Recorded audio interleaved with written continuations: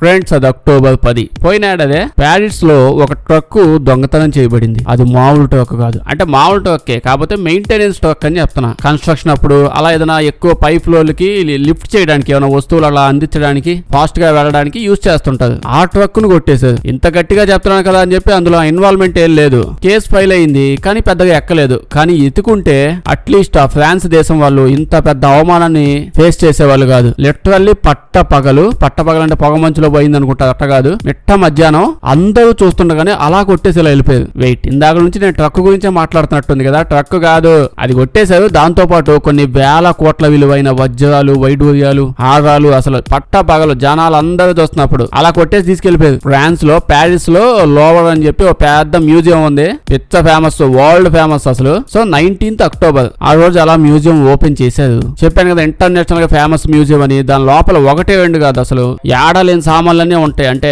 మనకి తెలిసింది బ్రిటిష్ వాళ్ళు ఒకటే అనుకుంటాం కదా, ఫ్రెంచ్, పోర్చుగీస్ వాళ్ళు కూడా ఏం చేశారు, కనిపించిన దేశాలు అన్నిట్లో చెత్త కాగిత కుక్కల్లాగా పడిపోయి దొరికినట్టు గీక్కుంటా పోయారు. అన్ని తీసుకుని వెళ్ళిపోయారు. అవన్నీ ఆడ పెట్టుకున్నారు, వాళ్ళ దేశాల్లో అన్ని మ్యూజియం లో పెట్టుకొని వచ్చారు. మోస్ట్లీ మనం అంతా ఏమనుకుంటాం, ఒక కోహినూర్ వజ్రం ఉండాలి, ఇండియా నుంచి అదే కొట్టేశారు, మిగతా అంతా డబ్బులు బంగారు అవి కొట్టేశారు అని అనుకుంటాం. అలా కాదు. ఈ పిచ్చగాలు ఎన్నెన్ని ఏవేం తీసుకెళ్లారు, అసలు కౌంట్ కూడా సరిపోదు. అమరావతి స్తూపాలు కూడా కొట్టేసి వెళ్ళిపోయారు. వాళ్ళు చదువుకుంటారు కదా ఆంధ్రప్రదేశ్ లో అమరావతి స్తూపాలు అవి కూడా తీసుకెళ్లిపోయి వాళ్ళు మ్యూజియం లో పెట్టుకొని వచ్చారు. బుద్ధుడి విగ్రహాలు, కొంతమంది రాజుల సింహాసనాలు కూడా అవి పెట్టుకున్నారు మ్యూజియం లో. డైమండ్స్, వజ్రాలు ఇవన్నీ ఇంకా చాలా ఉన్నాయి. ఓకే, మన కథలోకి వెళ్ళిపోదాం. ఇప్పుడు అంతా కదిలిచ్చావంటే ఆ మ్యూజియం లో వస్తువులు కాదు, వాళ్ళ మ్యూజియం మొత్తం ఎవరన్నా కొట్టేసిపోతే బాగుండు అనిపిస్తుంది. సో డైరెక్ట్ గా దొంగతనానికి వెళ్ళిపోదాం. 19th అక్టోబర్ పొద్దున్నే వరల్డ్ ఫేమస్ మ్యూజియం స్టార్ట్ చేశారు. జనాలంతా వెళ్ళిపోతున్నారు. మామూలుగానే చాలా ఎక్కువ ఉంటారు. అందులో అది సండే అవడం వల్ల చాలా డబల్ ఉన్నారు. గార్డ్స్ కూడా ఫుల్ గా తుపాకులు పట్టుకుని కాపలా కాస్తూ చుట్టూ తిరుగుతున్నారు. కరెక్ట్ గా 9 అవుతున్నప్పుడు కొట్టేశారని చెప్పానే ట్రక్. ఆ ట్రక్ వేసుకుని ఆ ట్రక్ లో నలుగురు ఉన్నారు. వాళ్ళు నలుగురు అలా వచ్చారు. వాళ్ళ నలుగురు బేసికల్లీ హాలీవుడ్ మూవీస్ లో ఎక్కువ చూస్తాం కదా, ఎల్లో, బ్లాక్ అది కలర్స్ మిక్స్ చేసి బేసిక్ అంటే కన్స్ట్రక్షన్ వర్కర్స్ కానీ లేదా గవర్నమెంట్ పని చేసే వాళ్ళు కానీ బయట సైడ్ అలా పని చేసే వాళ్ళు వేసుకొని తిరుగుతూ ఉంటారు. మేము అఫీషియల్ గా పని చేయడానికి వచ్చాం, అంత మించి ఏం లేదు. ఆ డ్రెస్ వేసుకుంటే చాలా అందరూ అలాగే అనుకుంటారు. వేసుకుంటే చాలా ఎవరేం అడగదు. వీళ్ళు ఇప్పుడు ఆ బండి వేసుకొచ్చి మ్యూజియం లోపలికి ఏమి వెళ్ళలేదు కండి. మ్యూజియం బయట సైడ్ పక్క ఆపారు. పక్క ఆపి ట్రక్ అని చెప్పాను కదా, ట్రక్ లో కూర్చుంటే అలా అదే పైకి తీసుకెళ్లిపోద్ది. దానిలో ఒక ఇద్దరు నుంచున్నారు. కింద ఉన్న వాళ్ళు అది స్టార్ట్ చేయగానే పైకి అలా వెళ్తుంది. మెయిన్ ఎంట్రన్స్ లో ఏం లేదు, మ్యూజియం పక్కనే ఉంది. అలా వెళ్ళింది. పైకి వెళ్ళాక ఇంకా మ్యూజియం కిటికీ దగ్గరికి వెళ్ళాక అక్కడికి వెళ్ళాక దాన్ని తుడుస్తా ఉన్నది కిటికీని. సో జనాలంతా ఏమనుకుంటారు, ఏముంది మ్యూజియం ఎప్పుడు తొడవలేదు, తుడుతున్నది అంతే.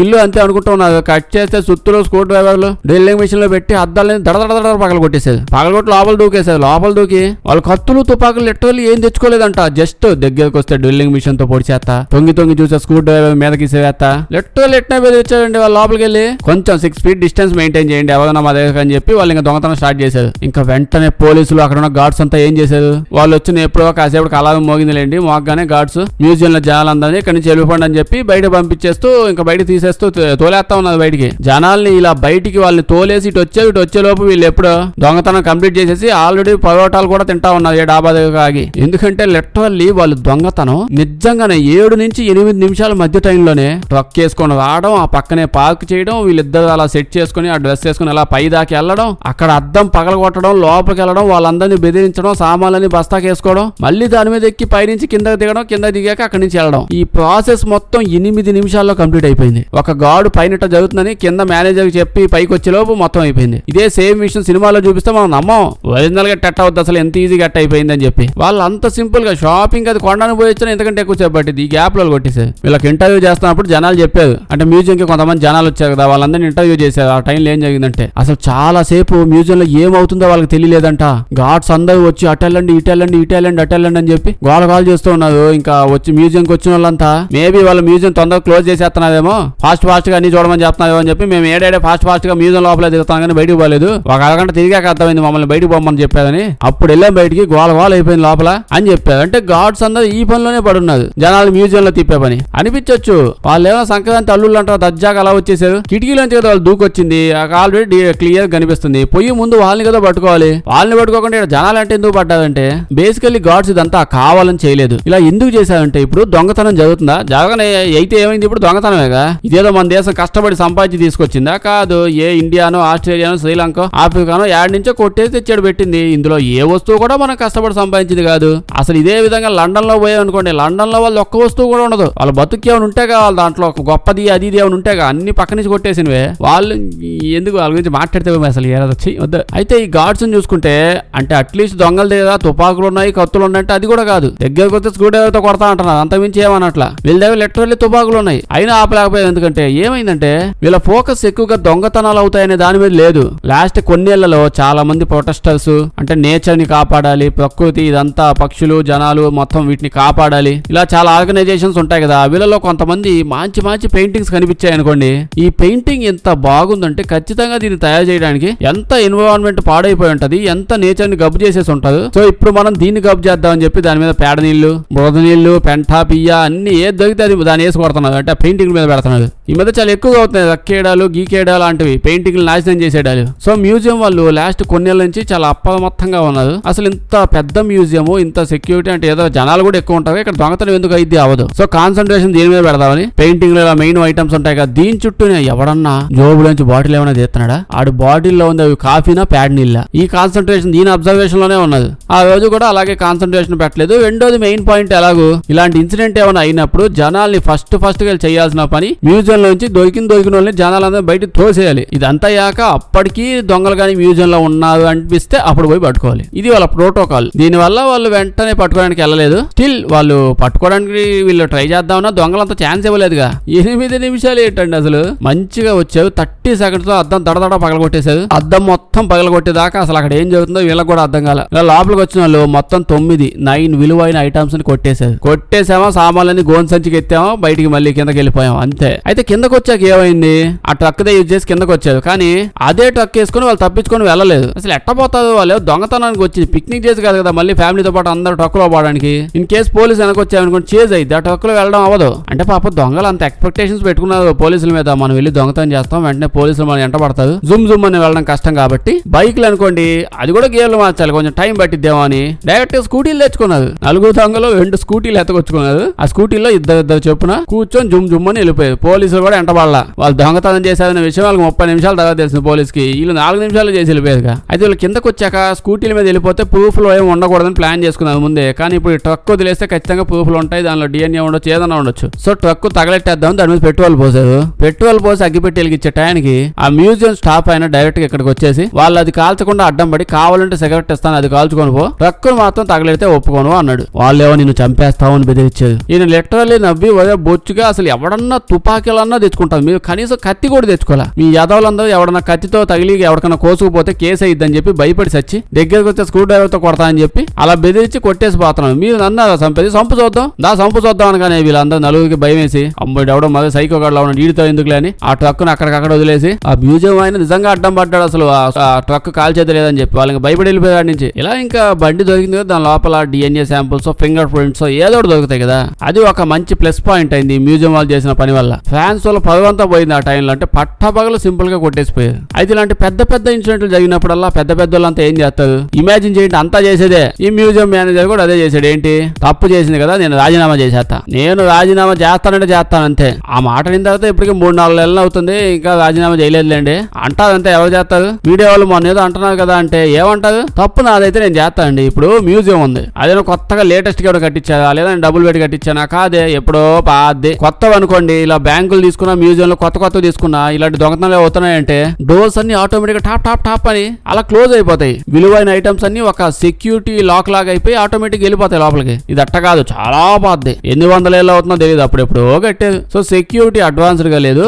ఇదంతా సరిపోయినట్టు ఇంకో దరిద్రం ఏంటంటే అక్కడ CCTV కెమెరాలు కూడా లేవు. ఒక మూల ఏదో ఒక సైడ్ కింద పాపం కిల్లి కొట్టు అంకులు షాప్ పెట్టుకుంటే మ్యూజియం చూడడానికి వచ్చిన యాదవులందరూ కిల్లీలు కొట్టేస్తున్నారు అని చెప్పి ఒక కెమెరా పెట్టుకున్నాడు. ఓన్లీ ఆ ఒక్క కెమెరాలో కొంచెం షూట్ అయింది ఒక సైడ్ లోంచి దూరం నుంచి. అదేదో ఒక 2 మనుషులు కన్స్ట్రక్షన్ చేస్తుంటే పైకి కిందకి అలా వెళ్ళొచ్చారు. అదొక్కటి కనిపించింది అంతే. అది కాకుండా చిన్న వీడియో ఫుటేజ్ కూడా లేదు. CCTV కెమెరా లేవు, ఏదో ముందు గేట్ దగ్గర పెట్టుకున్నారు. ఆడబెట్టి ఏం చేస్తారు, దొంగలు గేట్ లో ఏం చేస్తాయా. సో CCTV కెమెరా పెట్టలేదు. ఇంకా నేనేం చేస్తాను, రాజీనామా చేస్తే కొత్త కెమెరాలు ఏమైనా వస్తాయా, ఈ కేసు సాల్వ్ అయ్యేదాకా నేను రాజీనామా చేయను అన్నాడు. దీనికంటే మెయిన్ పాయింట్ ఏం చెప్పాడంటే ఏంది, ఇప్పుడు దొంగతనం జరిగింది, ఓ 4-5 నెక్లెస్లు పోయాయి, ఇదేమో కొత్త అయింది మనకి. మన మ్యూజియం లో ఇప్పటికెట్టంటూ ఎన్ని పోయాయి ఎన్ని వచ్చాయి. యాక్చువల్లీ ఇదే మ్యూజియం లో మోనాలిసా పెయింటింగ్ ఉంది కదా, ఆ పెయింటింగ్ ఇక్కడే ఉండేది అంటే ఉంది కూడా, దాన్ని కొట్టేసారు. తెలిసే ఉంటది, దాన్ని కొట్టేసింది ఇదే మ్యూజియం లో ఎక్కడి నుంచే. లిటరల్లీ చెప్పాలంటే మోనాలిసా పెయింటింగ్ అంతకుముందు అంత ఫేమస్ కాదు, ఆ దొంగతనం జరిగిన తర్వాతే అది అంత ఫేమస్ అయింది వరల్డ్ వైజ్ గా. అప్పటిదాకా పెయింటింగ్ మామూలుగా ఉండేది అంతే. 1911లో ఈ మోనాలిసా మోనాలిసా పెయింటింగ్ సేమ్ ఇదే మ్యూజియం నుంచి కొట్టేసేది. కొట్టేసిన 2 ఏళ్ళకి ఏమో దొరికిందిలేండి. ఎవ్వరికి తెలియదు అప్పటిదాకా. జనాలు అసలు ఎందుకు ఫేమస్ చేస్తారు, కష్టపడితే ఫేమస్ చేస్తారు, అంత సీన్ లేదు. ఎట్లాంటిది ఒక కంపు జరగాలి, ఇందులో ఏదో అద్భుతం ఉంది, అట్లీస్ట్ ఉన్నట్టుంది, ఏదో ఒకటి జరిగింది అంటేనే ఫేమస్ చేస్తారు. అట్నే జరిగింది. వరల్డ్ వైజ్ గా న్యూస్ లో గోల చేసి దాన్ని ఫేమస్ చేసేది. దొంగతనం అప్పుడు దొంగతనం జరిగిన ఒక 2 ఏళ్లకేమో దాన్ని పెయింటింగ్ ని మళ్ళీ కలెక్ట్ చేశారు. ఏం లేదు, యాదవ్లో ఈ మోనాలిసా పెయింటింగ్ ని మ్యూజియం లో కొట్టేసి 2 ఏళ్ళు బాగా ఆలోచించి ఏం చేయాలో ఆలోచించి ఇంకోటి ఏదో మ్యూజియంకి వెళ్ళి ఇది మోనాలిసా ఒరిజినల్ పెయింటింగ్ మీకు అమ్ముతామని చెప్పి అన్నది. పోలీసు వచ్చి పట్టేసుకున్నారు. మ్యూజియం కి మళ్ళీ పెయింటింగ్ వెనక్కి వచ్చేసింది. ఇంత ఇన్సిడెంట్ అయినప్పటి నుంచి ఫేమస్ అయింది. అలా ఇక్కడ దొంగతనం అవడం బాగా కామన్ అయిపోయింది లేండి. సో ఇప్పుడు అదే లెక్కన ఇక్కడ ఈ వస్తువులు దొంగతనం అయ్యాయి కదా, ఆ వస్తువులన్నీ ఫేమస్ అవుతాయా అంటే ఏమో అవుతాయేమో చూద్దాం. అయితే ముందు అసలు ఫేమస్ అవ్వబోతున్న వజ్రాలు వైడూర్యాలు ఆ సామాన్లు ఏంటో చూద్దామంటే చాలా వాల్యుబుల్ అంటవి. అసలు వాటి వాల్యూ ఎంత అని అడిగితే అసలు ఇది వెల కట్టలేం వీటికి అని అన్నారు. స్టిల్ రేట్ ఎంతో చెప్పేసావండి అంటే ఒక $102 మిలియన్ ఉంటాయని చెప్పేది. మామూలుగా దాని ప్రైస్ అదంట. వేలం పాటేస్తే 1000 మిలియన్ కైనా వెళ్ళిపోయేంత ఛాన్స్ ఉందంట వాటికి. ఈ దొంగతనం అయ్యాక ఇప్పుడు తీసుకొచ్చి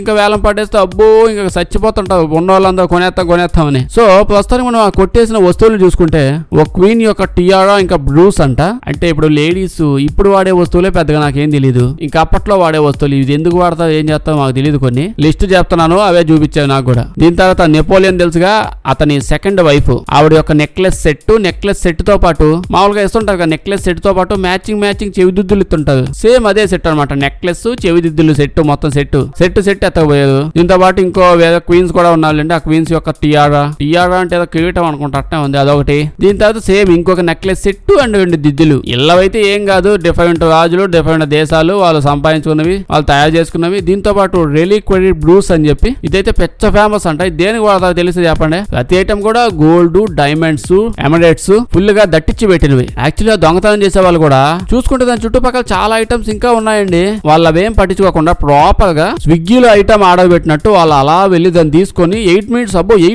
అంటే ఇన్స్టామార్ట్ చెప్తా అనుకుంటా, స్విగ్గీ కాదు. 10 మినిట్స్ ఆర్డర్ రిప్లై చేసేయాలని చెప్పి ఫాస్ట్ గా వెళ్ళి ఓన్లీ సెలెక్టెడ్ ఐటమ్స్ అటు ఇటు కూడా చూడలేంట. అలా వచ్చారు, టార్గెట్ ఐటమ్ దగ్గర దాని మీద గాజు అడ్డంగా ఉంటే దాన్ని పగలగొట్టామా, ఐటమ్ ఓడబీకామా, జోబులో పెట్టామా, వచ్చేసామా. అంత ప్రాపర్ గా వచ్చి అంతే ప్రాపర్ గా అవే ఐటమ్స్ తీసుకెళ్లిపోయారు. ఇంకా అక్కడ డిఫరెంట్ ఐటమ్స్ సపరేట్ ఉన్నాయి. వాళ్ళు ఏది కదిలిచ్చారు, దీనికోసం వచ్చాం ఇదే తీసుకెళ్తాం అంతే. లిటరల్లీ 10 మినిట్స్ లో డెలివరీ కూడా చేసేసి ఉంటుంది ఈ పాటికి. అయితే ఇలా 8 ఐటమ్స్ తీసుకెళ్లారు. అయితే మీకు స్టార్టింగ్ లో 8 కాదు 9 ఐటమ్స్ అని చెప్పాను, గుర్తుందా? 9 ఎత్తకపోయేది. ఆ 9th ఏంటంటే కిరీటం. బేసిక్ గా మామూలుగా వాళ్ళు ట్రక్కో కారో బుక్ చేసుకోంటే ఈ సామాన్లు ఉన్న బస్తా డిక్కీలో పడి వెళ్ళిపోయి ఉండేవాళ్ళు. కానీ వీళ్ళు స్కూటీ కదా బుక్ చేసుకొని తెచ్చుకుందే. సో డెలివరీ అయితే కారులో కష్టం, స్కూటీ. యాక్చువల్లీ స్కూటీ గురించి కూడా మనం మాట్లాడుకోవచ్చు. ఎందుకంటే ఇది మామూలు స్కూటీ కాదు, మంచి చాలా ఫాస్ట్ గా వెళ్ళిద్దంట యమహా వాళ్ళ స్కూటీ. లిటరల్లీ ప్యారిస్ లో ఎప్పటి కూడా పెద్ద ఫేమస్ అంట. ప్రజెంట్ ఎంత ఫేమస్ అంటే అది వేసుకుని ఏమైనా తిరుగుతున్నావు అనుకో, పక్కకి సైడ్ కాపేసి నువ్వు ఏమైనా దొంగతనం చేసావని కనుక్కొని మరి పంపిస్తావు. అంటే ఈ దొంగతనం వల్ల కాదు, అంతకు ముందు నుంచే ఇలాగ ఉండేది. అది ఈ దొంగతనం జరగక ముందు కూడా